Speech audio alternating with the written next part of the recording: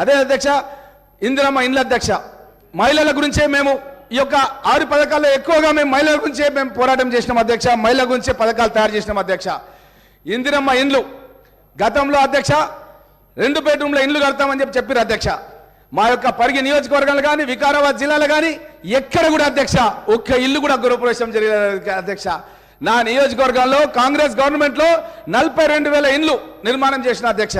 అప్పుడు ప్రభుత్వం ఏం చేసిందంటే అధ్యక్ష కుల్కచర్ల మండలం లోపల అక్కడ సిఐడి విచారణకు ఆదేశింది అధ్యక్ష. బండవెల్చెర్ల గ్రామంలో ఇప్పపల్లి గ్రామంలో సిఐడి విచారణకు ఆదేశింది అధ్యక్ష.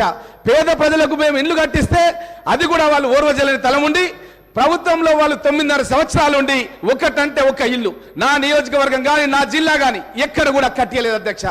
ఇది చూసే అప్పుడు మేము 2004లో ప్రవేశపెట్టిన ఇందిరమ్మ ఇండ్ల కార్యక్రమం ఇప్పటికి దగ్గర 20 ఏళ్ళకి దగ్గరకు వస్తుంది అధ్యక్ష. అప్పుడు పుట్టిన పిల్లలు ఇప్పుడు పెళ్లిళ్ళు అయిపోయినాయి అధ్యక్ష. ఎక్కడికి వెళ్ళినా సరే అడుగుతున్నారు అధ్యక్ష ఇందిరమ్మ ఇల్లు కట్టియాలని చెప్పి అడుగుతారు అధ్యక్ష.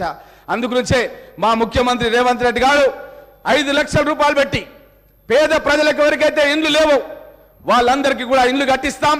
ఎస్సీలు ఎస్టీలు ఉంటే ఇంకొక 1 లక్ష అదనంగా ఇస్తాం. ఇంటి స్థలం లేని వాళ్ళు ఉంటే ఇంకొక 1 లక్ష ఇంటి స్థలం కూడా 150 గజాల ఇంటి స్థలం కూడా ఇస్తామని చెప్పి కూడా మా రేవంత్ రెడ్డి గారు ప్రకటించడం జరిగిందన్న విషయాన్ని తెలియజేస్తూ అధ్యక్ష